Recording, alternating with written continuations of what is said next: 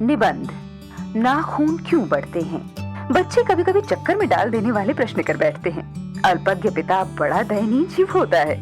मेरी छोटी लड़की ने जब उस दिन पूछ लिया कि आदमी के नाखून क्यों बढ़ते हैं, तो मैं कुछ सोच ही नहीं सका।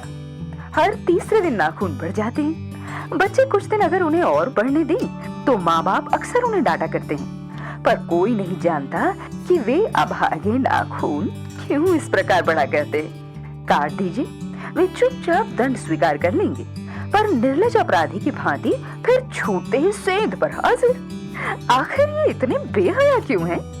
कुछ लाख ही वर्षों की बात है, जब मनुष्य जंगली था, वन मानुष जैसा। उसे नाखून की जरूरत थी। उसके जीवन रक्षा के लिए नाखून बहुत जरूरी थे। असल में वही उसके अस्त्र थे। दांत भी थे, पर नाखून के बाद ही उनका स्थान था। उन दिनों उसे जूझना पड़ता था, प्रतिद्वंदियों को पछाड़ना पड़ता था। नाखून उसके लिए आवश्यक अंग था। फिर धीरे धीरे वह अपने अंग से बाहर की वस्तुओं का सहारा लेने लगा। पत्थर के ढीले और पेड़ की डालें काम में लाने लगा। रामचंद्र जी की वानरी सेवा के पास ऐसे ही अस्त्र थी। उसने हड्डियों के भी हथियार बनाए। इन हड्डी के हथियारों में सबसे मजबूत और सबसे ऐतिहासिक था देवताओं के राजा का वज्र, जो दधीचि मुनि की हड्डियों से बना था। मनुष्य और आगे बढ़ा। उसने धातु के हथियार पाए। जिनके पास लोहे के शस्त्र और अस्त्र थे, वे विजयी हुए। देवताओं के राजा तक को मनुष्यों के राजा से इसलिए सहायता लेनी पड़ती थी कि मनुष्यों के राजा के पास लोहे के अस्त्र थे। असुरों के पास अनेक विद्याएं थी, पर लोहे के अस्त्र नहीं थे। शायद घोड़े भी नहीं थे। आर्यों के पास ये दोनों चीजें थी। आर्य विजयी हुए। फिर इतिहास अपनी गति से बढ़ता गया। नाग हारे, सुपर्ण हारे, यक्ष हारे, गंधर्व हारे, असुर हारे, राक्षस हारे। लोहे के अस्त्रों ने बाजी मार ली। इतिहास आगे बढ़ा। पलीते वाली बंदूकों ने, कारतूसों ने, तोपों ने, बमों ने, बम वर्षक वायुयानों ने इतिहास को किस कीचड़ भरे घाट तक घसीटा है, यह सबको मालूम है। नखदर मनुष्य अब एटम बम पर भरोसा करके आगे की ओर चल पड़ा है, पर उसके नाखून अब भी बढ़ रहे हैं। अब भी प्रकृति मनुष्य को उसके भीतर वाले अस्त्र से वंचित नहीं कर रही है। अब भी वह याद दिला देती है कि तुम्हारे नाखून को भुलाया नहीं जा सकता। तुम वही लाख वर्ष पहले के नख दंतावलंबी जीव हो, पशु के साथ एक ही सतह पर विचरने वाले और चरने वाले। तथा किम, मैं हैरान होकर सोचता हूँ कि मनुष्य आज अपने बच्चों को नाखून न काटने के लिए डांटता है। किसी दिन कुछ थोड़े लाख वर्ष पूर्व वह अपने बच्चों को नाखून नष्ट करने पर डांट रहा होगा, लेकिन प्रकृति है कि यह अब भी नाखून को जिलाए जा रही है, और मनुष्य है कि वह अब भी उसे काटे जा रहा है। ये कमबख्त रोज बढ़ते हैं, क्योंकि ये अंधे हैं, नहीं जानते कि मनुष्य को इससे कोटि कोटि गुना शक्तिशाली अस्त्र मिल चुका है। मुझे ऐसा लगता है कि मनुष्य अब नाखून को नहीं चाहता। उसके भीतर बर्बर युग का कोई अवशेष रह जाए, यह उसे असह्य है। लेकिन यह भी कैसे कहूँ, नाखून काटने से क्या होता है? मनुष्य की बर्बरता घटी कहाँ है? वह बढ़ती ही जा रही है। मनुष्य के इतिहास में हिरोशिमा का हत्याकांड बार बार थोड़ी ही हुआ है। यह उसका नवीनतम रूप है। मैं मनुष्य के नाखून की ओर देखता हूँ तो कभी कभी निराश हो जाता हूँ। ये उसकी भयंकर पार्श्व वृत्ति के जीवंत प्रतीक हैं। मनुष्य की पशुता को जितनी बार भी काट दो, वह मरना नहीं जानती। कुछ हजार साल पहले मनुष्य ने नाखून को सुकुमार विनोदों के लिए उपयोग में लाना शुरू किया था। वात्स्यायन के काम सूत्र से पता चलता है कि आज से 2000 साल पहले का भारतवासी नाखूनों को जम के संवारता था। उनके काटने की कला काफी मनोरंजक बताई गई है। त्रिकोण, वर्तुलाकार, चंद्राकार, दंतुल आदि विविध आकृतियों के नाखून उन दिनों विलासी नागरिकों के न जाने किस काम आया करते थे। उनको सिकथक मोम और अलग तक आलता से यत्न पूर्वक रगड़कर लाल और चिकना बनाया जाता था। गौड़ देश के लोग उन दिनों बड़े बड़े नखों को पसंद करते थे, और दाक्षिणात्य लोग छोटे नखों को। अपनी अपनी रुचि है, देश की भी और काल की भी। लेकिन समस्त अधोगामिनी वृत्तियों को और नीचे खींचने वाली वस्तुओं को भारतवर्ष ने मनुष्योचित बनाया है। यह बात चाहूं भी तो भूल नहीं सकता। मानव शरीर का अध्ययन करने वाले प्राणी विज्ञानियों का निश्चय है कि मानव चित्त की भांति मानव शरीर में भी बहुत सी अभ्यास जन्य सहज वृत्तियां रह गई हैं। दीर्घ काल तक उनकी आवश्यकता रही है। अतएव शरीर ने अपने भीतर एक ऐसा गुण पैदा कर लिया है कि वे वृत्तियां अनायास ही और शरीर के अनजाने में ही अपने आप काम करती हैं। नाखून का बढ़ना उनमें से एक है, केश का बढ़ना दूसरा है, दांत का दोबारा उगना तीसरा है, पलकों का गिरना चौथा है। और असल में सहजात वृत्तियां अनजान की स्मृतियों को ही कहते हैं। हमारी भाषा में भी इसके उदाहरण मिलते हैं। अगर आदमी अपने शरीर की, मन की और वाक की अनायास घटने वाली वृत्तियों के विषय में विचार करे तो उसे अपनी वास्तविक प्रवृत्ति पहचानने में बहुत सहायता मिली। पर कौन सोचता है? सोचता तो क्या, उसे इतना भी पता नहीं चलता कि उसके भीतर नख बढ़ा लेने की जो सहजात वृत्ति है वह उसके पशुत्व का प्रमाण है। काटने की जो प्रवृत्ति है वह उसकी मनुष्यता की निशानी है। और यद्यपि पशुत्व के चिन्ह उसके भीतर रह गए हैं, पर वह पशुत्व को छोड़ चुका है। पशु बनकर वह आगे नहीं बढ़ सकता, उसे कोई और रास्ता खोजना चाहिए। अस्त्र बढ़ाने की प्रवृत्ति मनुष्य की विरोधिनी है। मेरा मन पूछता है, किस ओर? मनुष्य किस ओर बढ़ रहा है? पशुता की ओर या मनुष्यता की ओर? अस्त्र बढ़ाने की ओर या अस्त्र काटने की ओर? मेरी निर्बोध बालिका ने मानो मनुष्य जाति से ही प्रश्न किया है। जानते हो नाखून क्यों बढ़ते हैं? यह हमारी पशुता के अवशेष है। मैं भी पूछता हूँ, जानते हो यह अस्त्र शस्त्र क्यों बढ़ रहे हैं? ये हमारी पशुता की निशानी है। भारतीय भाषाओं में प्रायः अंग्रेजी के इंडिपेंडेंस शब्द का समानार्थक शब्द नहीं व्यवहृत होता। 15 अगस्त को जब अंग्रेजी भाषा के पत्र इंडिपेंडेंस की घोषणा कर रहे थे, देशी भाषा के पत्र स्वाधीनता दिवस की चर्चा कर रहे थे। इंडिपेंडेंस का अर्थ है अधीनता या किसी के अधीनता का अभाव, पर स्वाधीनता शब्द का अर्थ है अपने ही अधीन रहना।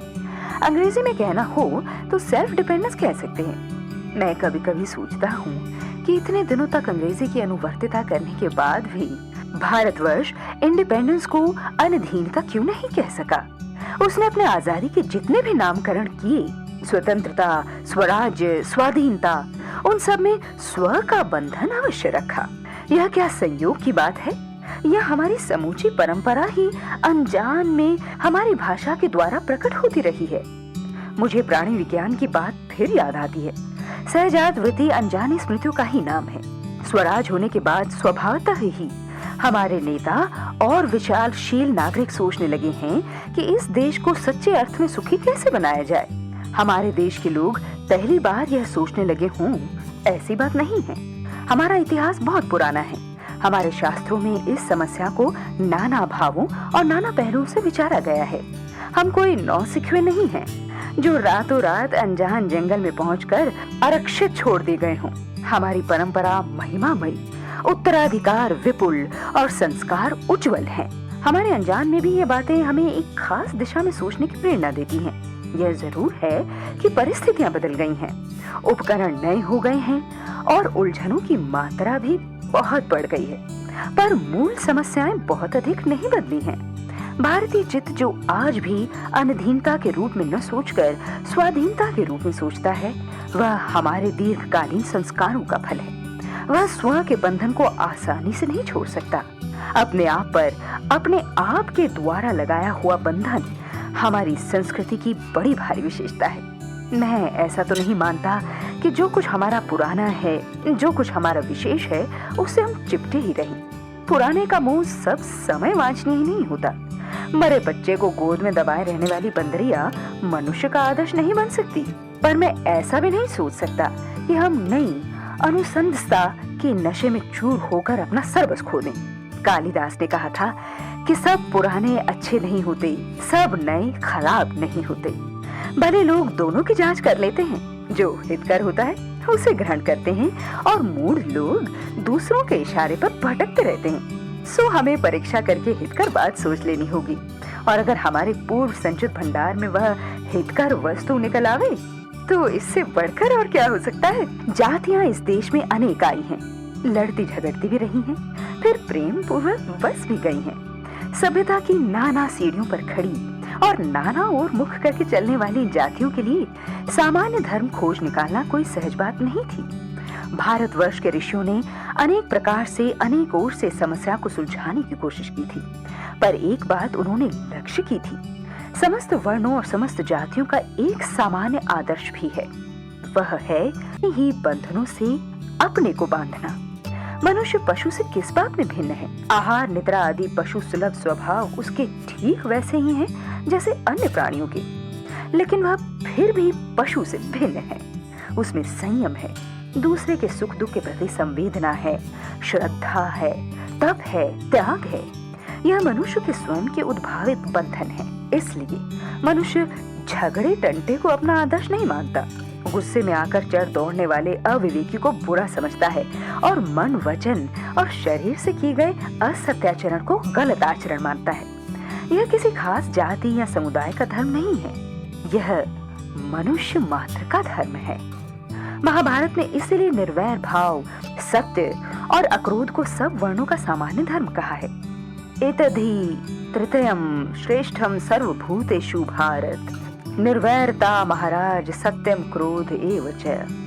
अन्यत्र इसमें निरंतर दानशीलता को भी गिना गया है। अनुशासन 120 से 90 तक।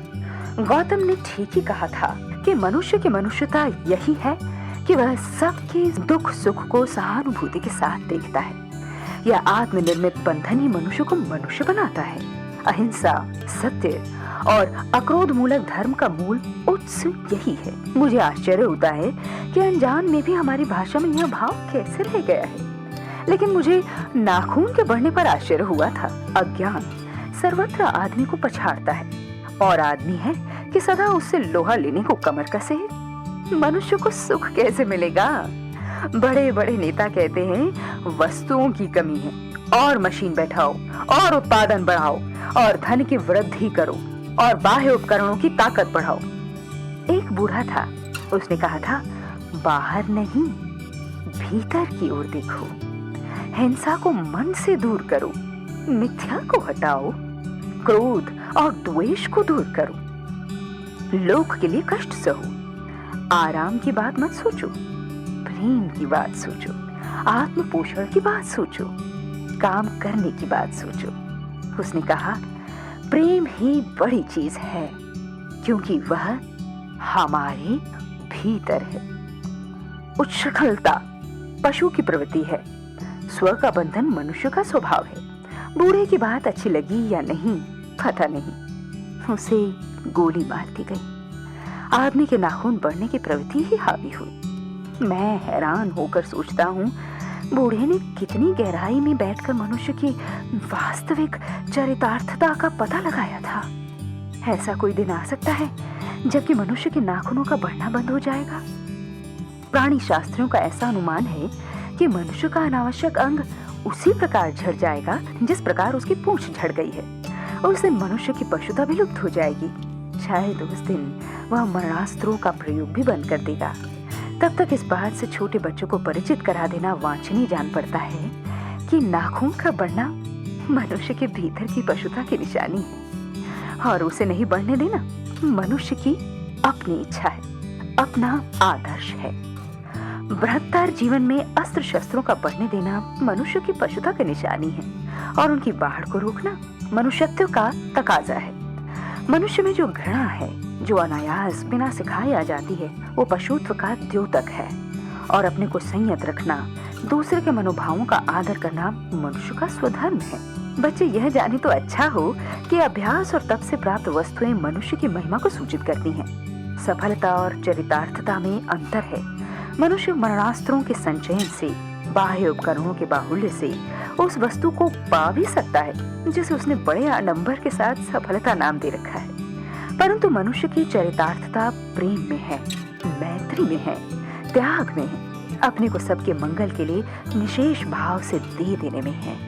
नाखूनों का बढ़ना मनुष्य की उस अंध सहजात वृत्ति का परिणाम है जो उसके जीवन में सफलता ले आना चाहती है। उसको काट देना उस स्वनिर्धारित आत्मबंधन का फल है जो उसे चरितार्थता की ओर ले जाती है। कम वक्त नाखून बढ़ते हैं तो बढ़े, मनुष्य उन्हें बढ़ने नहीं देगा। हजारी प्रसाद।